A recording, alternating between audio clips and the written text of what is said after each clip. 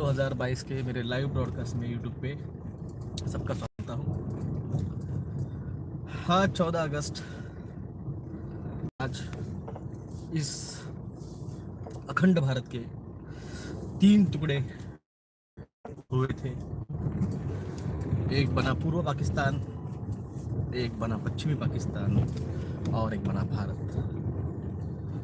ये क्यों बना, क्यों हुए उससे, क्यों महात्मा गांधी जी को सत्याग्रह करना पड़ा, क्यों अनशन पे बैठना पड़ा, क्यों नथुराम गोडसे ने गांधी जी की हत्या की, क्या हिंदू राष्ट्र और मुस्लिम राष्ट्र बनने का योजना सफल हुई, क्या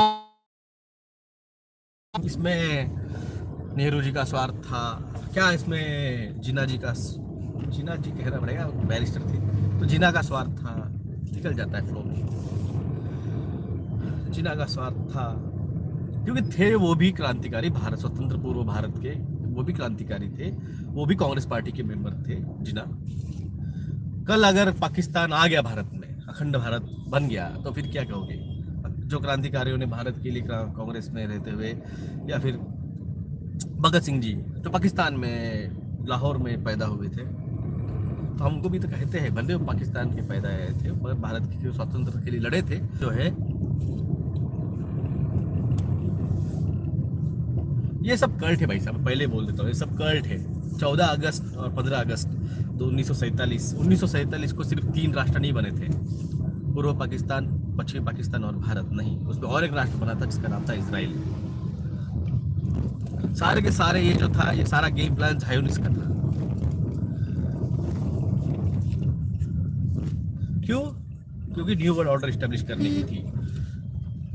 आज जो मोदी बोल रहे हैं न्यू वर्ल्ड ऑर्डर इस्टेब्लिश करना है, अनुराग ठाकुर बोल रहा है न्यू वर्ल्ड ऑर्डर इस्टेब्लिश करना है, अमित शाह बोल रहा है न्यू वर्ल्ड ऑर्डर इस्टेब्लिश होगी।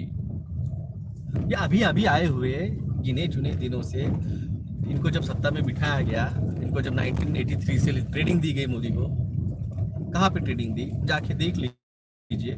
स्विट्जरलैंड में ट्रेनिंग मिली, फ्रांस में ट्रेनिंग मिली, इजराइल में ट्रेनिंग मिली, अमेरिका में, ब्रिटेन में, जर्मनी में, कई सारे फोटो है, खुद डाले हुए हैं मोदी साहब पे, खुद के फोटो है।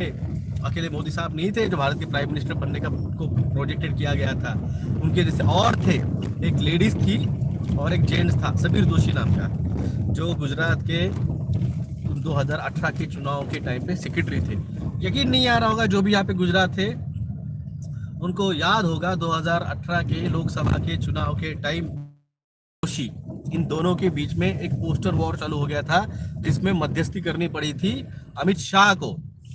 अगर आपको थोड़ा रिकॉल हो रहा होगा तो जाके थोड़ा रिकॉल कर लीजिए, रीथिंक कर लीजिए। तो टू नेशन थियरी 1923 में रखी गई थी।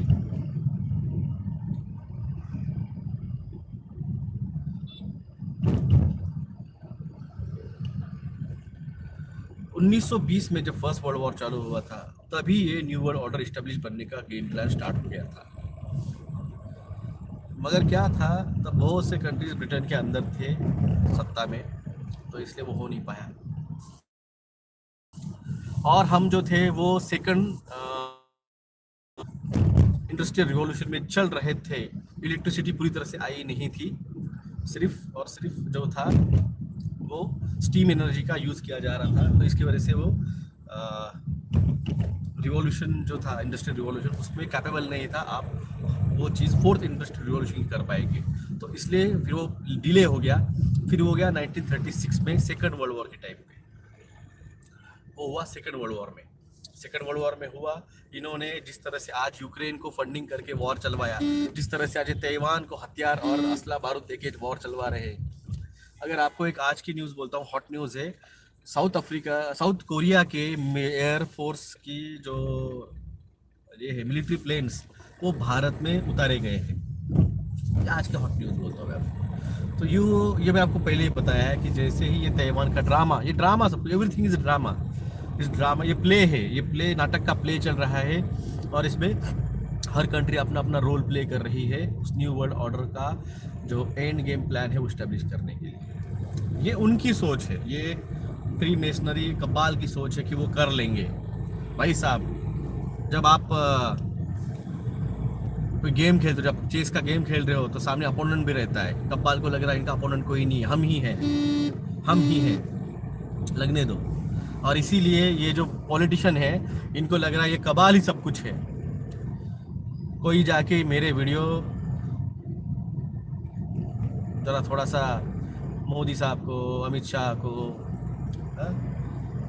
अखिलेश यादव जी को, ममता बनर्जी को, केजरीवाल जी को, YSR रेड्डी जी को, KCR को,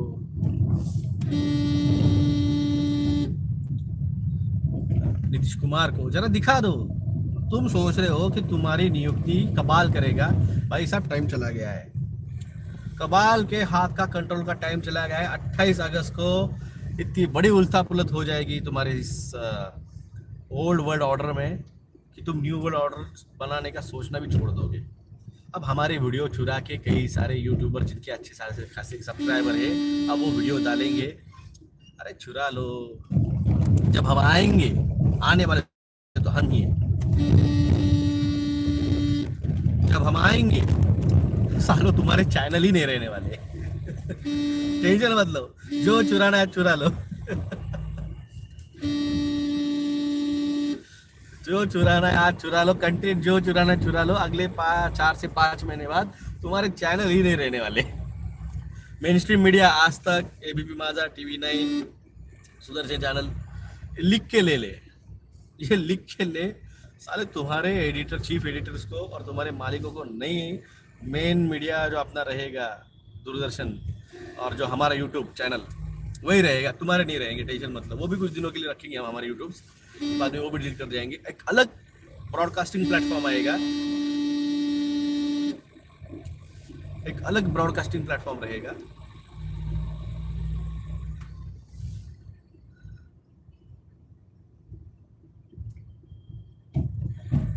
एक स्पेशल ब्रॉडकास्टिंग सिस्टम रहेगी, कोई न्यूज चैनल भी चैनल नहीं रहेगा। मगर उसके पहले ब्लैकआउट हो जाएगा 8 से 10 दिन के लिए। पूरी सिस्टम उस 8-10 दिन में चेंज हो जाएगी। हर दिन सेम नहीं होता है। एक जमाने में जो राजा रजवाड़े थे, जिन्होंने 1857 की क्रांति में जो ब्रिटिशर यहाँ से भाग के गए थे, उनको यहाँ से फिर से बुला के लाया और इन लोगों पे राज करो, हम तुम्हें मिलिट्री सपोर्ट करते हैं, ये जिन्होंने कमिटमेंट की, वो सिंधिया घराना, वो राजे रजवाड़े आज मोदी के तलवों के नीचे के चमचे बन चुके हैं। ज्यादा दूर की बात नहीं है, आपके आंखों के सामने देख लो। 20 साल पहले सिंधिया घराना का क्या हालत है और आज क्या हालत है। ज्यादा दूर की बात नहीं है। 2001 में मोदी जो छुपके से सत्ता स्थापित करके पिछले दार से गुजरात में घुमा था, घुस गया था, उससे 5 साल पुरानी उसकी हालत देख लो। क्या था वो? सेक्रेटरी था बीजेपी का, RSS ने बिठाया हुआ एक सेक्रेटरी था, उसको ट्रेनिंग करके बिठाया गया। देखो, ट्रेनिंग करके रट्टा मार के तुम नंबर 1 पोजीशन ले सकते हो, मगर you are not a talented, born talented. क्या ये जितने भी लोग, अभी हमारे यहाँ के मुख्यमंत्री देख लो, रिक्शा वाले थे, क्या कर दिया? मौका दे दिया बीजेपी ने, RSS ने, बन गए मुख्यमंत्री। मौका परस्त कुछ नहीं होता है। वही आदमी टिकता है जो सत्ता छीन के ठंडा गाड़ने में ताकतवर रहता है। आज 400 साल भी बाद भी छत्रपति शिवाजी महाराज का, छत्रपति संभाजी महाराज का, महाराणा प्रताप जी का नाम लिया जाता है। और उन्हीं की तरह जो उन्होंने छीन छान के झांसी की रानी का जो देवर हुआ, टीपू सुल्तान का जो चाचा हुआ, या फिर छत्रपति संभाजी महाराज का जिन्होंने दगा फटका करके उनको पकड़वाया और मरवाया, उन लोगों का हम नाम भी याद नहीं रखते, नाम भी याद नहीं है। तो इतिहास उन्हीं को याद रखा जाता है जो पौरुषत्व दिखाते हैं। जो रेडीमेड थाली पे आके बैठते हैं ना, उनको कोई याद नहीं रखता है। आज भी ये जो रेडीमेड बैठे हुए आके, स्वतंत्र भारत के रेडीमेड चेयर पे आके बैठे और आज भारत को सिखा रहे कि राष्ट्र प्रेम क्या होता है। झंडा लहराने से राष्ट्र प्रेम नहीं होता। अगर झंडा लहराने से अगर स्वतंत्रता का ये सिद्ध हो जाता था तो 1937 में 1937 में ही मादाम कामा ने जो झंडा लहराया था तभी तिरंगा हमें स्वतंत्र मिल चुका हुआ रहता था। तिरंगा लहराने से स्वतंत्रता राष्ट्र प्रेम नहीं होता है। राष्ट्र प्रेम के लिए राष्ट्र के हर एक छोटे से छोटी चीज का नुकसान, अपना नुकसान लगे और उसके लिए दिल तड़प उठे तो वो राष्ट्र प्रेम है। आप रेलवे बेच रहे हो, आप प्लेटफॉर्म बेच रहे हो, आप एयरपोर्ट बेच रहे हो, आप प्लेन्स बेच रहे हो, आप समुंदर का पोर्ट्स बेच रहे हो और उस समुंदर के पोर्ट से जरिए हजारों करोड़ों का ड्रग्स अफीम माफिया जो ला रहा है और भारत को खोखला कर रहा है और उसके खिलाफ आप कुछ नहीं कर रहे हो और आप ईडी 400 500 40-50 करोड़ के ऊपर रेड कर रहे हो जहाँ पे हजारों करोड़ों रुपए का डॉलर्स में वहाँ पे कोकेन और अफीम आ रहा है, उस पर आप एक्शन नहीं रहे हो। मोदी साहब हिसाब बहुत बहुत बहुत बहुत बुरा रहेगा। मैं आपको इतना बोल देता हूँ। आपको गृह मंत्री को जो बोलना है करना है कर लो, हम जाएंगे और कोई आएगा न, मगर इस बार डिवाइन छोड़ेगा नहीं। डिवाइन चूज कर चुका है उसका वॉरियर किसके साथ जाएगा। मैं आपको इतना हिंट दे सकता हूँ, मैं जहाँ पे जाना था डिवाइन वहां पे पहुंच गया है। कब इनका अंत होगा भाई साहब आपको नहीं समझेगा। ये वॉर बहुत लंबा चलने वाला है, ये वॉर बहुत लंबा चलने वाला है। अब तक हम आपके साथ थे। मुझे एक फोन आया था जनवरी 2000, एक आदिवासी थे, आई थिंक झारखंड के थे वो, उनका एक संगठन है, उन्होंने उनसे कांटेक्ट किया था और उन्होंने एक थोड़ी सी रणनीति मेरे साथ डिस्कस की थी। उनका उन्होंने फोन आया, उन्होंने मैसेज भी किया था मुझे, उनका मैसेज मुझे नहीं मिल रहा है, उनका नंबर भी मैंने सेव नहीं किया था। वो जो है उनसे मेरी रिक्वेस्ट है, आदिवासी जो वो लीडर थे, फिर से मुझे प्लीज़ कांटेक्ट कीजिए। आदिवासी लीडर जो है वो प्लीज़ फिर से, जिन्होंने मुझे कांटेक्ट किया था 2022 के जनवरी में, फिर से प्लीज़ मुझे कांटेक्ट कीजिए। चंद्रशेखर ठाकुर जी, जोहार जोहार।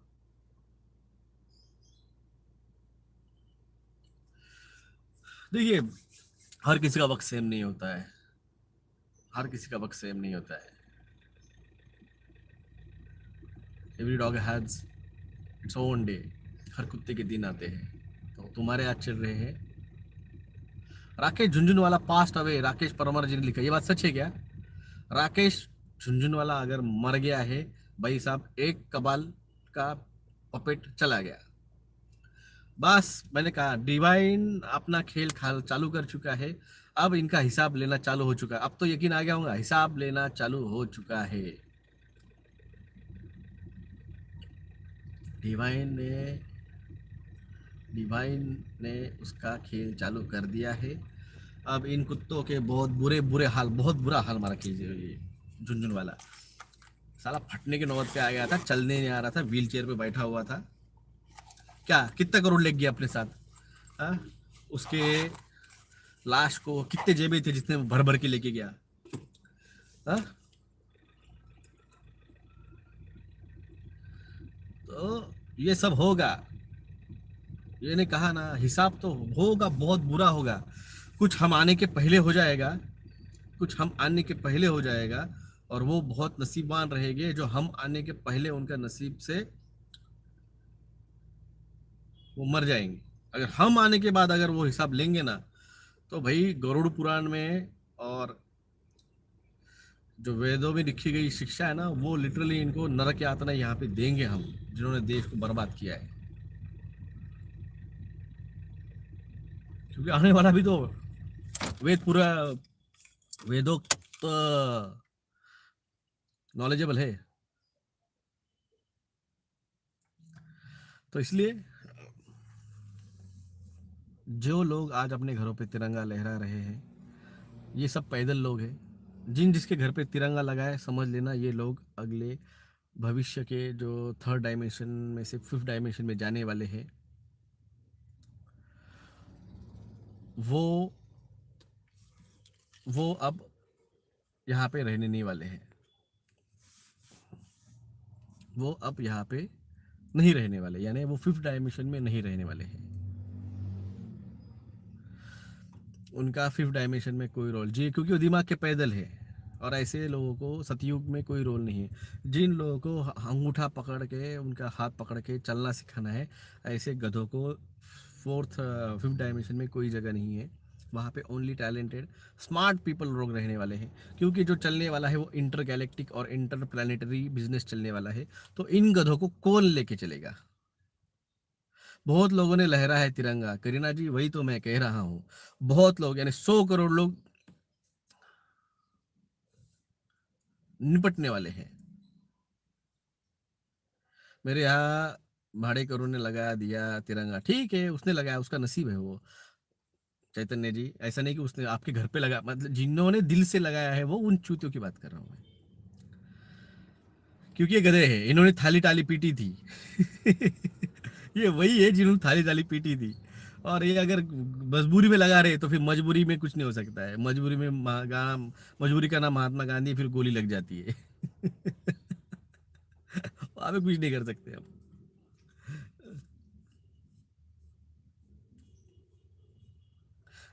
मेरे यहाँ सबने लगाया, कोइन मेन जी, सबने लगाया है, सबके नंबर लगेंगे सब। अब 3+2G में जब स्टार्ट हो जाएगा, सबके दिमाग हैंग हो जाएंगे, सब जोम्बी बन जाएंगे। Heart attack, HIV, TB, Lucas इरिथमेटस, kidney failure, brain failure, heart failure, multi organ failure, निपट जाएंगे।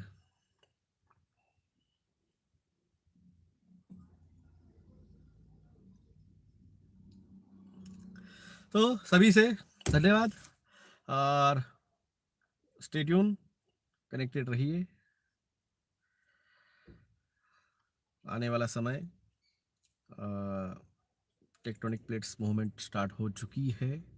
मैं आपको फिर भी टेलीग्राम पे और फेसबुक पे बहुत सी बातें बताता हूँ, जितना मैं बता सकता हूँ। सभी बातें मुझे पता है, मगर बता नहीं सकता हूँ। जितनी बता सकता हूँ, मैं कोडेड भाषा में बता रहा हूँ। जितनी मैं बता सकता हूँ उतना बताने का मैं ट्राई कर रहा हूँ, बता रहा हूँ। समझ सके तो समझिए, मैं चम्मच से खाना खिला नहीं सकता हूँ आपको। आपकी जितनी आकलन शक्ति है उतना आपको मिलेगा।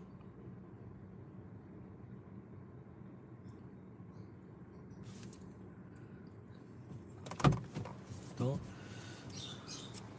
लगभग सभी ने लगाया है, लग रहा है अगस्त के बाद तांडव। अगस्त क्यों भाई साहब, अभी 15 अगस्त के बाद ही शुरू हो जाएगा। 15 अगस्त के बाद ही, 15 अगस्त को ही चालू हो जाएगा। रेडिएशन 1.9 चल रहा था, मैं उस दिन आपको दिखाया है। जैसे वो 2 आगे चला जाएगा, खटाक खट, heart attack, heart attack, heart attack. जलाने के लिए कब्रिस्तान में लकड़ी नहीं रहेगी। इलेक्ट्रिक शव वाहिनी में लाइन पे लाइन लगे रहेंगी, धुआं धुआं निकलेगा, इतनी ऐश निकलेगी, आजू बाजू वाले परेशान हो जाएंगे। भाई ये हो क्या रहा है, ये हो क्या रहा है। एक के बाद एक एम्बुलेंस और वो अपने जो आते शव वाहिनी के सायरन्स बजते रहेंगे, बजते रहेंगे, बजते रहेंगे। जो आज आप देख रहे हैं लोग, उसमें से कम आपके जान पहचान के 1/10 निपटने वाले हैं। 1/10, 1/10 कह रहा हूँ मैं। एक 100 करोड़ टीके में से 10 से 12 करोड़, यानी 1/10 लोग जो है वो निपटने वाले हैं। आंखें सूख जाएंगी मगर आंसू नहीं निकलेंगे। जय हिंद, जय महाराष्ट्र।